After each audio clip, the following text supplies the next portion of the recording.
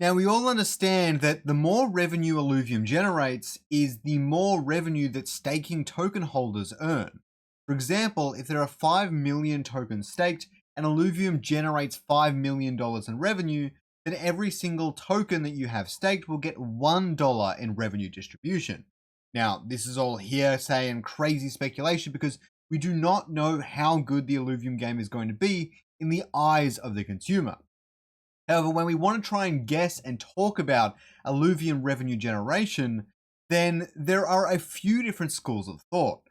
Went through one of them recently where I looked at existing games on the market in both Web 3 and Web 2 and extrapolated based on their revenue numbers and different volumes and things like that. But I want to try a different method to figure out just how much rev you could earn by using player counts. Now, this I would say is a lot more extreme and a lot less conservative. Not only that, but it's a little bit more random and a little bit more outlandish. It's not a great way to extrapolate this data, but I thought it could be really fun as a thought experiment to have a look at and see what it comes up with when it comes to trying to figure out how much revenue Illuvium could generate in the future and the rev-diz that comes out of that. Obviously, I won't be discussing token price in this video. Any token price numbers will be based on the current price and nothing else, and I will not be talking about how it might change in the future either. This will be purely based around revenue distributions, and the fun chats and speculation we'll have surrounding that. So in this case, I've got 4 different key scenarios. I've got a bear case, a base case, a bull case, which is actually quite interesting, so make sure you stay tuned for that one, and an ultra bull case, which is just dumb, ridiculous, but a lot of fun to have a look at, as you guys probably are well aware. So we have a bunch of different cases we'll look at, and we'll start off with the bear case. So I'm looking at 2 different games here.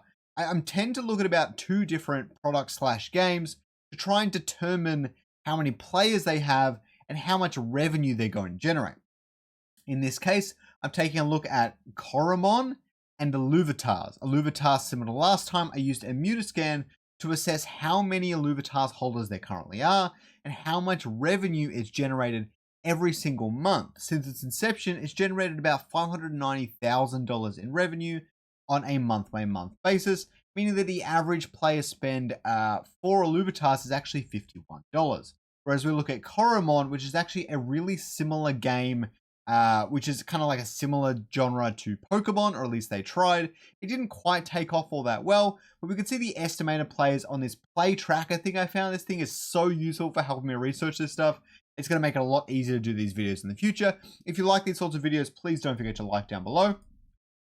And then we also see the release date and things like that, which is helping me understand how much revenue they generated total based on how much the game costs to buy and how many players have downloaded it, as well as that on a monthly basis based on how long ago the game was released. For example, if the game was released 6 months ago and it generated $600 total, then that would be $100 per month, even though the player is actually only spending, the average player spend is actually $40. I'm splitting that up over all the months, and so I'm getting an average player spend of much lower, in this case $1. For anyone who's not aware, I like to use geometric means when assessing all this data, which means that it brings things like, if one number is like 5 million and one number is 10, it's going to bring it really close to the 10 number because it's going to use an equation that essentially brings them all more in line with the median and the lower numbers. So we're going to get less crazy outliers with this factor. So for using the geometric mean, my players is coming to 60,980 for my bear case, which is a lot of players. I actually expect Illuvium to get about this many as a very bare minimum. And I don't actually expect it to exceed this by too much, but really it's the combination of players and spend per player that I'm really focusing on here. I actually expect if Illuvium has 10,000 players, that they'll probably spend $100, $200 each. Whereas in this case, it's looking at about $30 per player, which I think is very, very reasonable. The percent of spenders I've taken off this survey here.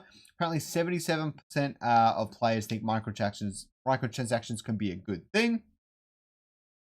And we can see, I don't know where the 23% comes from. 23% of people surveyed expressed a preference for microtransactions, while 16% said they favor DLC. So a lot of people are buying microtransactions. I'm going to use 23% for the rest of my analysis here as well. So spending players is 14,000 and spend per player being $28. And I've got tokens staked at 2 million. It's currently a lot higher than that. I'm actually going to bump it up to 3 million and I'm going to leave it there as our bear case. Although you probably could go all the way to 2 million. And what that would look like is monthly revenue for the DAO would be 400k, and monthly revdiz per token would be 13 cents, and per 100 tokens would be $13. Obviously, probably not what you're expecting, but not absolutely terrible for a bear case in this scenario. So next up, we've got the base case, and I'll show you some charts later that looked kind of really dumb.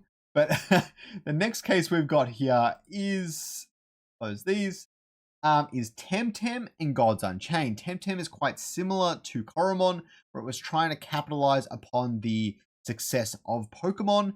However, how do we put this? It did a lot better than Coromon, but still not quite that good, and people have called it a little bit of a failed project, even though it has actually quite a decent player base. So it's quite a decent project. And then we'll also take a look at the Gods Unchained holders and all the rest of it. It's hard to say how many of them are active, but given that 200,000 or so have gotten Gods Unchained at some point and gotten involved with the project along the way, I think that is fair to add into our assumptions here. The average player spend is only $5. I extrapolated out the revenue because Gods Unchained has existed for 6-7 years. That might be wrong. A very long time. 8 years it might be. No, that sounds wrong. A very long time. I did it all correct at the time. I made this sheet quite a while ago. Anyways, the average player spent only $5, but quite a few players. And Temtem players at 2.2 million. But again, because we're extrapolating out that single purchase over a very long time span, we're ending up at about $1 average player spend. That's wrong. I want to go here. We can see Temtem has about 2.3 million estimated players. Active players about 400k. That would be really great for Illuvium, let's put it that way. And I got all the prices and everything as well. So it's got all that. The number of players for my base case would be 675,000 players. 23% of them being spenders means the spending players would be 155,000 and $10 spend per player, which is really low for what I expect from Illuvium. But as a combination, that's really what I'm focusing on here. I'm just getting these extra details because I thought it was quite interesting to look at. So the monthly revenue from that would be 1.5 million. Now, personally, as far as monthly revenue goes, I'm actually expecting the 1 to 2 million range in terms of monthly revenue, based on personal gut feeling, not based on data or anything.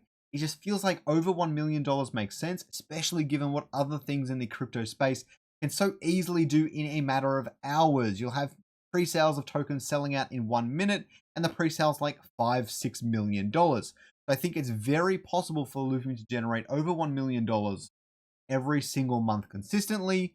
How much further beyond that is a bit more difficult. So this is much more in line with kind of like what I'm expecting, and I use this data to extrapolate it.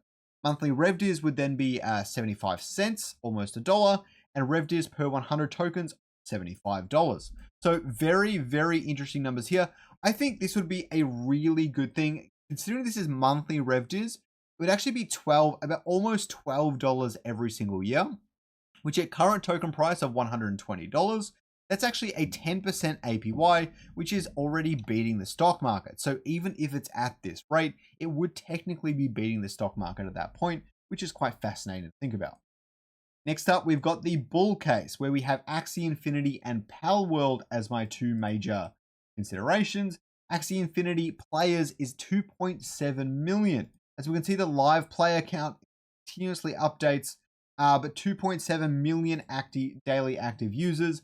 This happened during their peak, and the revenue was, I've got $16 million every single month. I know this sounds crazy, but they did insane amounts of volume, and all the royalties of that went back to Sky Mavis, and Axie Infinity has not been around that long. So $16 million based on this other article here. It's saying that they generated 1.3 billion in revenue over the past year for one of their previous years. They haven't generated heaps beyond that, because that's the other thing we need to consider, is even if Illuvium generates, say, $2 million in revenue for the first 6 months, there's nothing to say that people get sick of the game or it doesn't quite take off, or there are other games that come out and then the Illuvium revenue drops. So it's really hard to speculate that massive time horizon. But at this point in time, that's what I'm looking at here. Is Axie Infinity average player spend only $6? It's kind of crazy when you think about it, but there was so much extraction, it makes sense. And I'm also looking at Palworld. Now, Palworld might seem weird, and the numbers are relatively inflated because it hasn't been out for a very long time, because you'll find that average player spend will drop really fast as we get to the next 3 or 4 months, and they don't have a whole lot of extra downloads. We can also see the stats here, about 16.3 million estimated players, and we can see how much money they made from this article right here.